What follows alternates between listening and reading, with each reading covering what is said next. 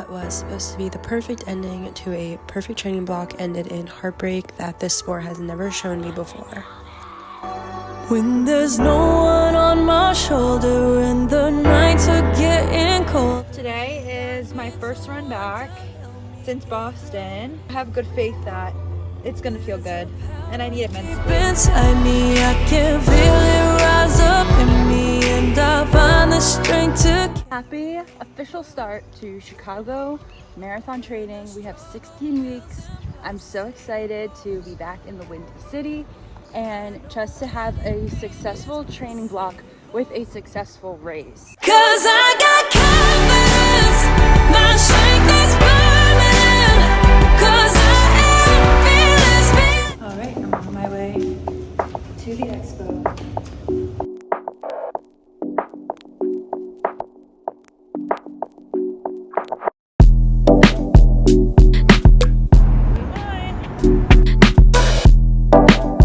Having ran previous major marathons prior to this, I knew what to expect at the expo. The expo can be super overwhelming and you can spend a lot of time on your feet and not realize it. I might try pants this year.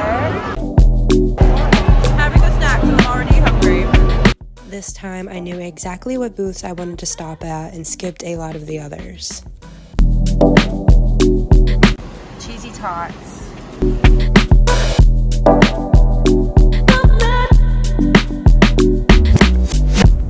The carb load is something that I took really serious for this race. I had a designated carb corner that was stocked up with a lot of goodies. I made sure to input all the food that I ate into an app on my phone to ensure that I was hitting my goal number, and my carb load was 48 hours leading up to the race, tapering off Saturday night.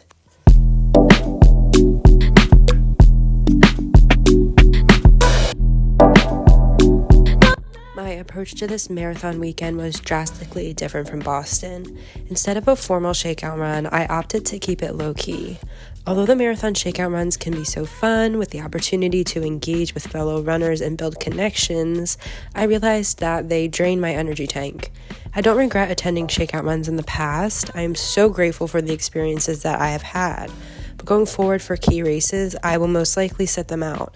I've worked too hard the past 16 weeks to have an adrenaline dump the morning before the race. I'm getting ready for my shakeout run, and I would be lying if I said I wasn't nervous today. With that being said, I also limited my time on social media. Honestly, I barely went on Instagram besides just to post my own content. I didn't scroll or engage in the online hype that surrounds these marathons. Yes, that meant I didn't get to see any of the good luck messages and comments before my race, but I knew that they were there and that was enough for me. Headed into my shakeout run, which is just me and Cheyenne. It's the bestie shakeout run.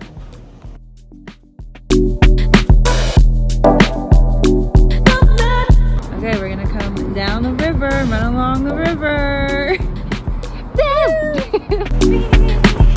Bestie shakeout run.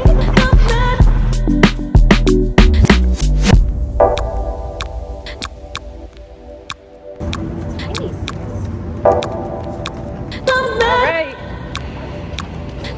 here we go. This is cute.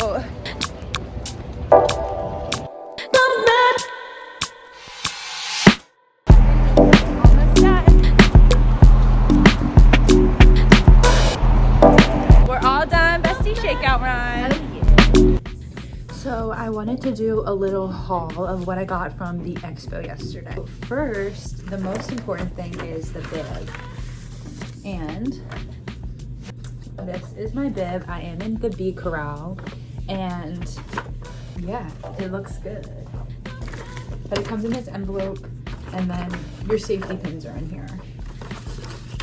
Pretty straightforward. Then you get a bag full of goodies. This includes your shirt. So this was the shirt. I got a women's small and it fits really nicely. I think this is super cute and I love the colors. They did a good job with this one. This is the women's cut though, if I didn't say that. Then I love these. You get a sample of Dude wipes, which are great And then also a little deodorant, which is always good for travel. This is stuff that I already kind of use for if I do like a lunch run or after yoga in the morning before work. So I needed to restock on those anyway. So another dude wipe. Now this is really cool and I'm really excited that we got these. So this is actually a belt and it's from Shocks. Because they're a sponsor, but it says Run Open Chicago Shocks. All right, so we got a cute little belt here. It's nicely lined, and this is great because I always need running belts. You keep one in your car, keep one in your bag so you never forget. And then also some Gator Light, some Propel, like that. And then just some more coupons. That was in the participant bag. Really, really good. Cute stuff in there. Useful stuff, which is super important. All right, now the stuff that I actually bought. I got a participant glass. This one is actually from 2023. It was cheaper and I ran last year and didn't get this glass. So that's why I went with that one. Because I don't care what the year says.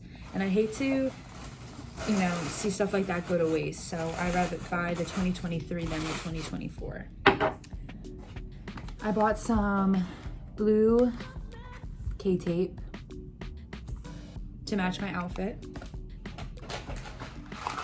I got the special 26.2 blend from Intelligentsia. I used this one last year and when I bought it, I was obsessed with it. And it smells really good. It has notes of plum, red grape, and black cherry. And then lastly, I bought the men's pants. And here you go.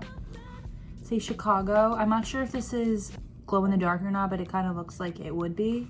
But these are the men's pants that I got because the women only had leggings and I wanted to be able to try them on and run with them. I'm not really a fan of buying leggings if I've never had them before. I'm a Lululemon legging girl, so I wasn't gonna buy the Nike ones, but I got these pants and I'm really excited to have them for the winter track season because they have the zip here that makes it easier to open the leg to get your spikes on and off. So, but these are gonna be really comfy to run in. I'm going to get some brunch now, so gonna go do that and then just plan to rest the rest of the day.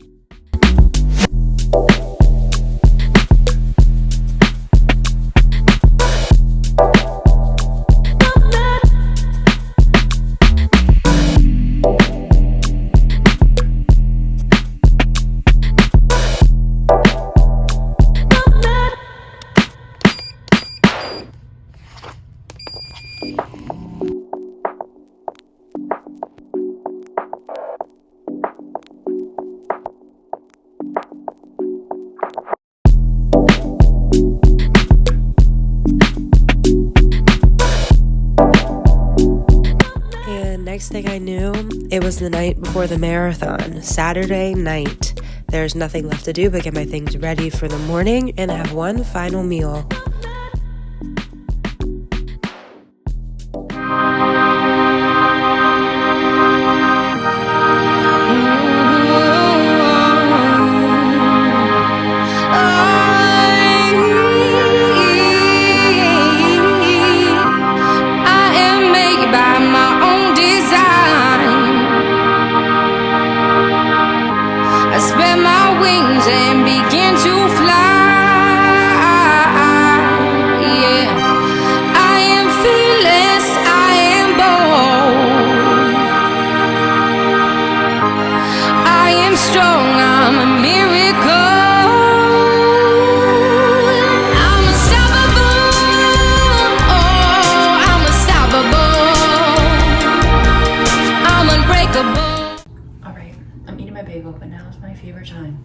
Put on my pre-race outfit. It is absolutely horrendous.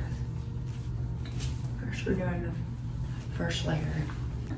It's cold out there.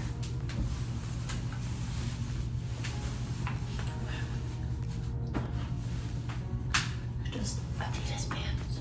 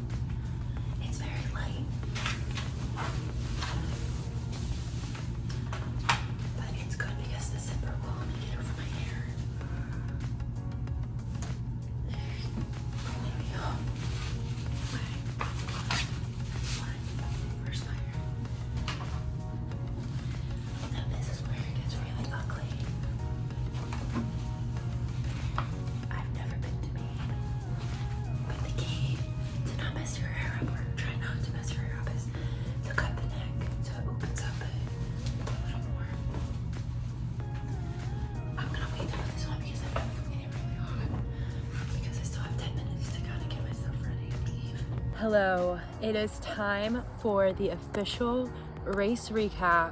I have procrastinated this all week because I do not want this era to end. I'm just on cloud 9 from this whole weekend, and the race result and everything couldn't have gone more perfectly in my opinion. So I have some notes because I have paces written out. In this recap, there will be no live video footage of me running. That is because there is none that I know of, because my boyfriend was not able to get any footage of me at the finish. It was so packed. I didn't see him and he did not see me run by. So no footage, but I will show my pretty cool race photos and try to line them up where I think they were taken.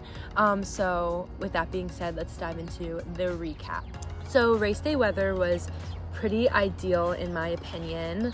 My friend and I met up outside of the hotel at 5:15, and at that point we had like a 20-minute walk to get to the start. It was straight down Michigan Ave to get to the security area. I was definitely overdressed. As you saw, I had 2 layers on, but once we got situated and we found a spot to put our blanket down, I was able to remove a layer. That way I wouldn't overheat. It was about 58 degrees in the morning with some humidity. I went back and looked at it, but I could just feel the humidity, and I was slightly concerned, but it was still pretty chilly.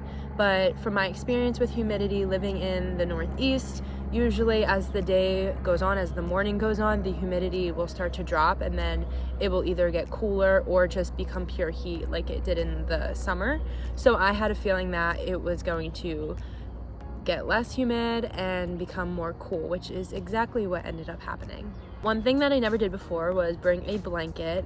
I thought it was going to be really cold, so the idea was to wrap the blanket around my friend and I, but instead we were able to put it on the ground, and this way we were able to sit, and I actually laid down quite a few times just to kind of lower my heart rate and become really grounded.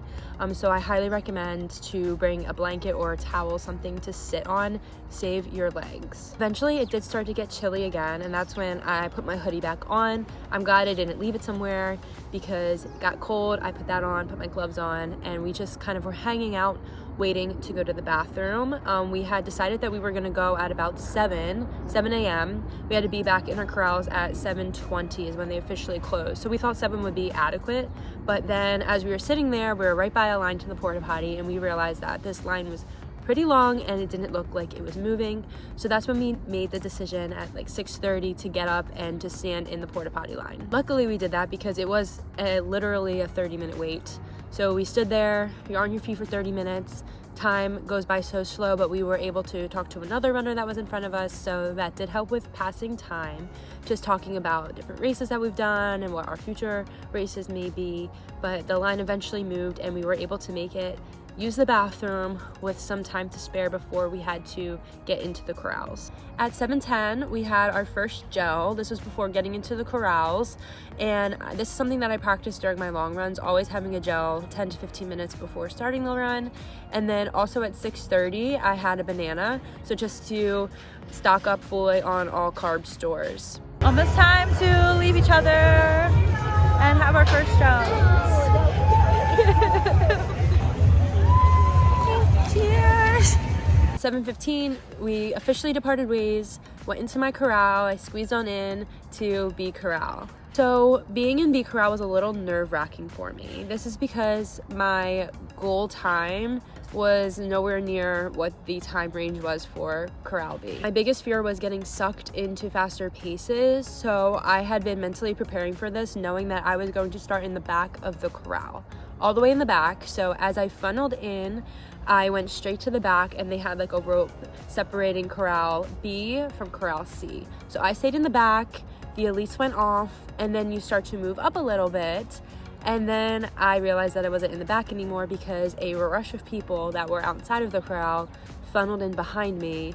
This did cause me to panic a little bit, but I didn't want to back up and walk through people just to get to the back. I stayed where I was, just took a couple deep breaths, and I knew that was going to be okay as long as I stuck to my race plan and not get sucked into anyone else's. I do have to say that I actually really wasn't as nervous as I have been in the past for any race in general. I was pretty calm, collected. The breathing exercises really helped to keep my heart rate down, and I just really was excited to be there and didn't really think about what was about to happen over the next couple of hours, and I think that really helped kind of keep my nerves down. So I officially crossed the starting line at 7:36, and I knew that I was going to have to manually split my miles because the Chicago course is notorious for losing GPS signal. You cannot trust it, especially in the first part of the marathon, because you go under a tunnel immediately.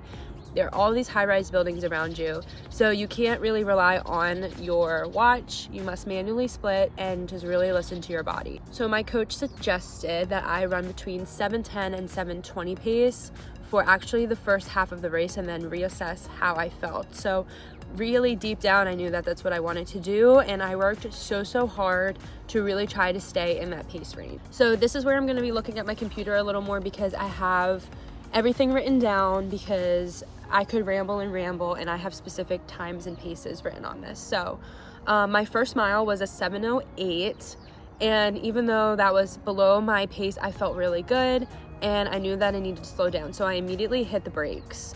I didn't want to screw up my race. I worked so hard to get here, so I knew that I needed to slow down, and that's what I did.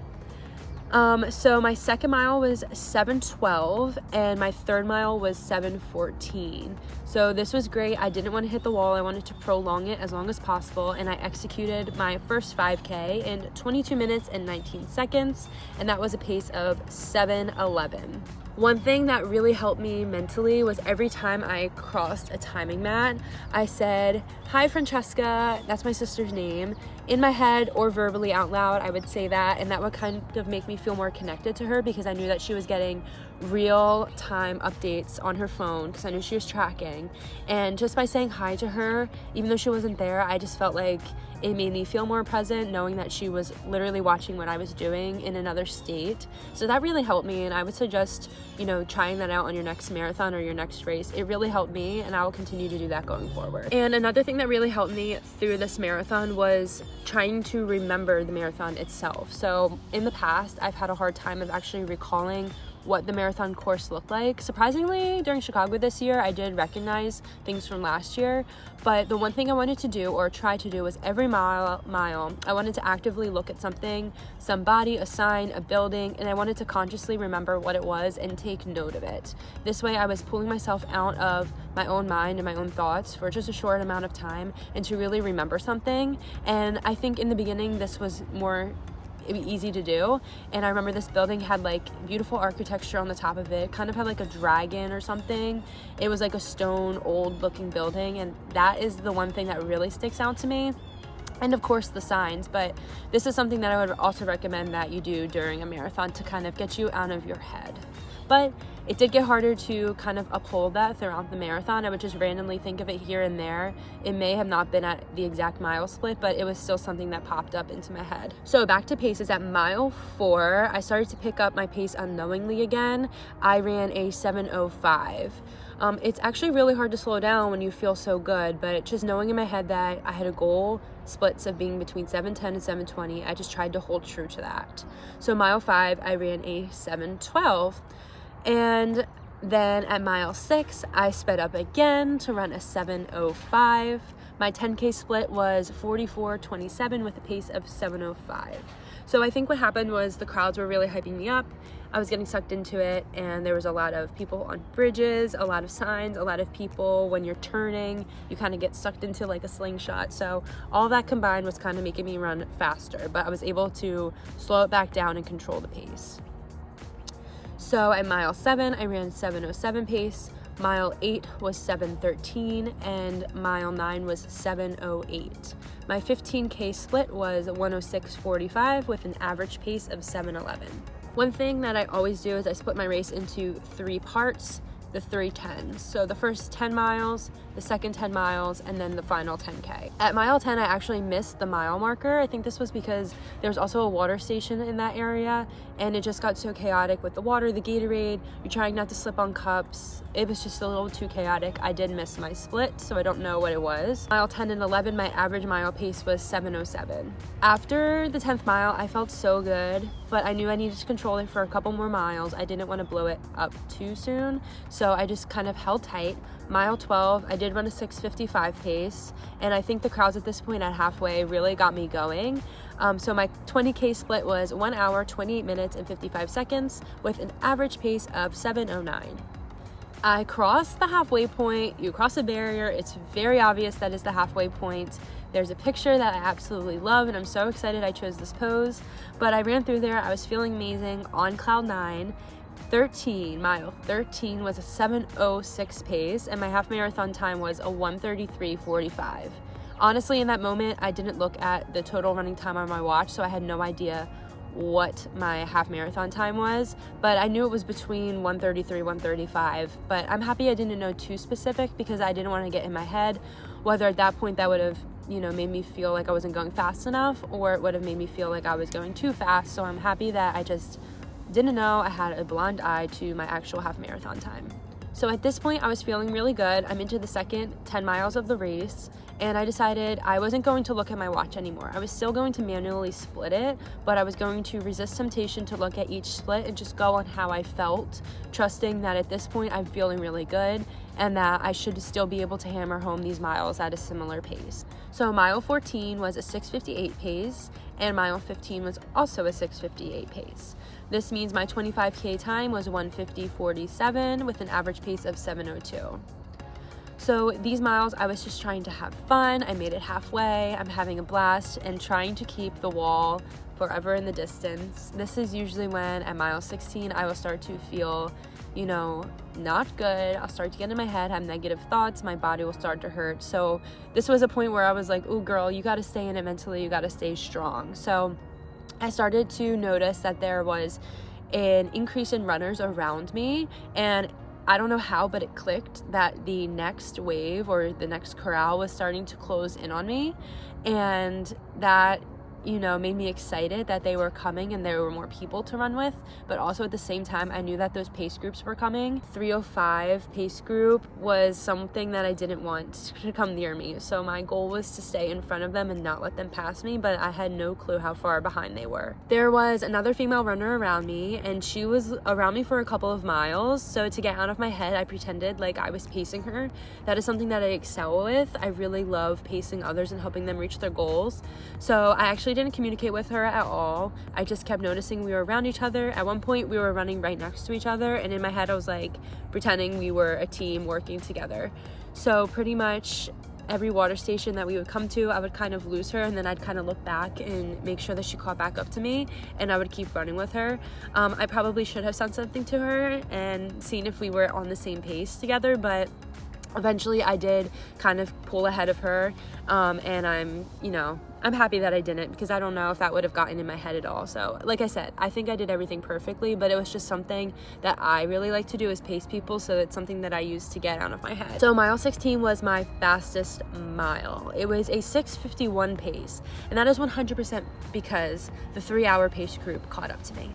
I usually run in the middle of the road, and I just felt runners kind of surrounding me, and next thing you know, this guy is running with the 3-hour sign, and I was like, oh shit.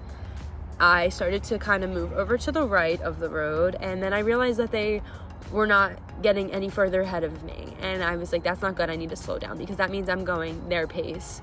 So even though I feel good right now, I still need to keep my goal in mind, and I don't want to bonk.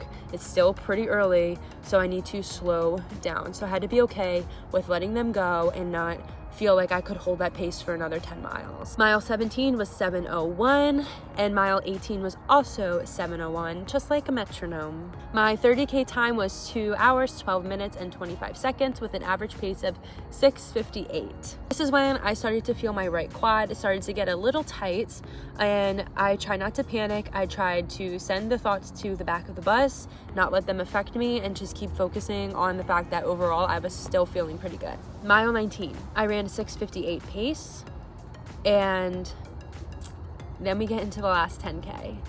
Mile 20, I still wasn't ready to look at my watch yet, so I just continued manually splitting and just resisting temptation to look at the split. Decided that I wasn't going to look again until mile 22, because that would mean 4 miles left, and then I could start to gauge how I was feeling, see if I could push it at all. Mile 20, I ran 7:09 pace. In mile 21, I ran 7:05 pace. My 35K was ran in 2 hours, 34 minutes, and 23 seconds with an average pace of 7:05. This time my quads were tolerable, but it was still ever present, and I knew that it wasn't going away at this point. It was something that I was going to have to push through. I really noticed that my quads were bothering me the most when it was wet from all of the cups. I couldn't get traction from the slipperiness and having no traction on my carbon plated shoes, and for some reason that made my quads really start to speak to me. All right, at mile 22, I ran 7:06. And this is when you're running south on Michigan Ave, and then you can see the mile 24 marker on the left side, and you see all the runners going towards the finish line. And at that point, it's just kind of cruel. You get in your head, you're like, shit, I still have many miles to go, and I'm not even at that mile marker yet. So it can mess with you, but I was prepared this year. I knew that was gonna happen, and I saw it, and I kind of brushed it off. Run the mile, you're in, and that's what I did. Mile 23 was my slowest mile. I ran a 7:35 pace. My quads were really speaking to me now, and I attribute this mainly to the fact that people started lacking proper running etiquette, and for some reason, which was the marathon, you are obviously hitting a wall at this point, but instead of walking and moving off to the side, people were just stopping in the middle of the course, and especially when you're turning corners, everyone's funneling in. It's really, really not safe.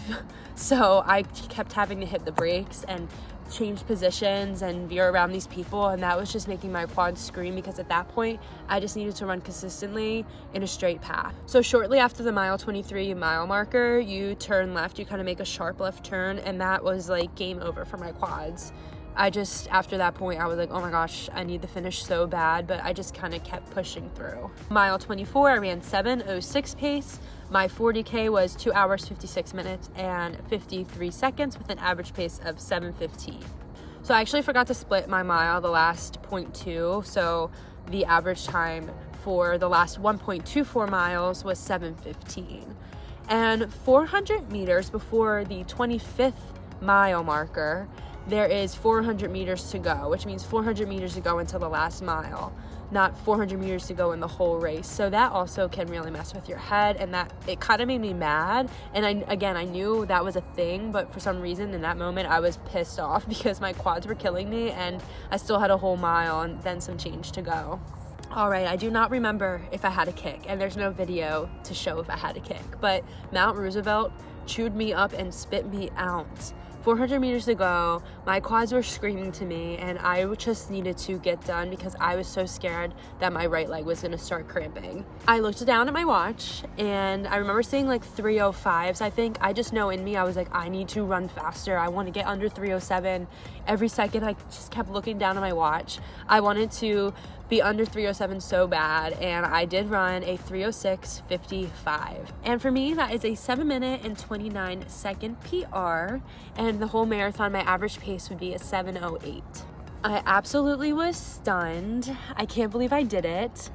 I don't know. I'm just in shock, but I crossed the finish line, and there's this picture of me just kind of busting my way through two people because they stopped and I did not have the brakes, and I'm sorry to those people, but I couldn't stop instantly on a dime. So across the finish line, you go through, you get your medal, you get your bananas, all that stuff. But my sister FaceTimed me, and we were just couldn't even hear each other. We're just like, oh my god on the phone. And I'm just so elated that I was able to finish this race, run this pace. I knew it was possible, but deep down, you're just like, always, you have doubts, and the fact that it actually happened just makes me so happy. When I was having trouble during the last couple long runs to hit my paces, I had a lot of doubts. I had been training at a 3:05 pace, and all of my workout times were based on that pace. So there were doubts, but I tried really, really hard to not have a goal, to have a loose goal going into this. 3:05 would have been great, but I didn't want to be hell bent on that just in case that it didn't happen. I didn't want the success of this marathon to be hindered by a time goal. And that is something that I really did differently this time. Not usually, but for Boston, I had that time goal, and because of that race and how horrible it went, I obviously didn't hit the time goal, and I feel like that just made me even more upset than I needed to be. So at this point I was like, I'm not doing that again to myself. That was absolutely horrible.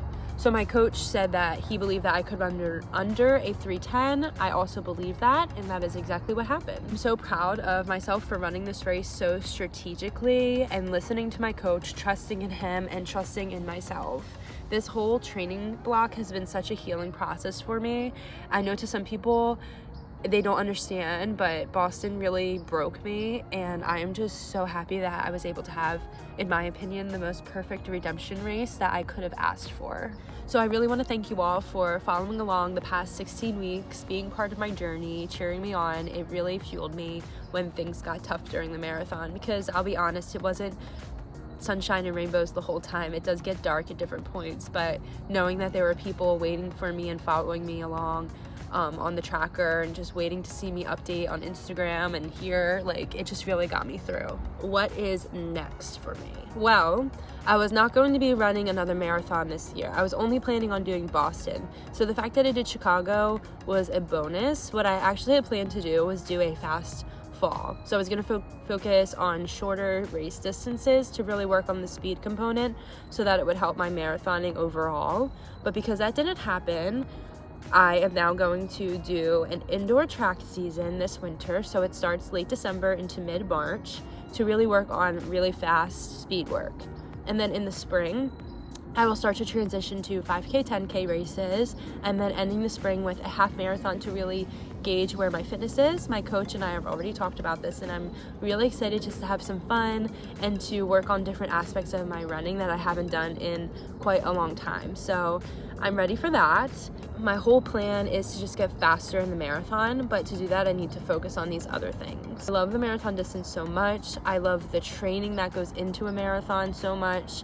And I do need a break. I think everyone needs a break, but it's for the best. So I'm really excited just to test myself out in these shorter distances, and I am looking forward in the future to my next marathon training block, which hopefully, fingers crossed, I will get into New York in 2025. So thank you for watching, and stay tuned for what else is to come. I do plan to keep this channel up and running because I think it is so cool for me to document everything and be able to look back and reflect on it in a creative way.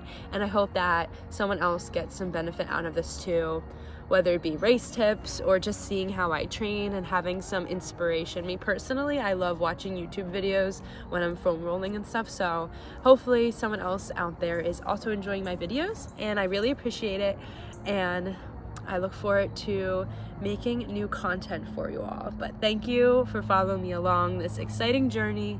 I'm not ready to officially close the Chicago era, but it's pretty much over at this point. But I will start running again soon, and thank you again. Let's fucking go. I spread my wings and begin to fly. Yeah. I am fearless, I am bold. I am strong, I'm a miracle. I'm unstoppable. Oh, I'm unstoppable. I'm unbreakable. I am beautiful. First time at Shake Shack. I'm unshakable. Anything's possible.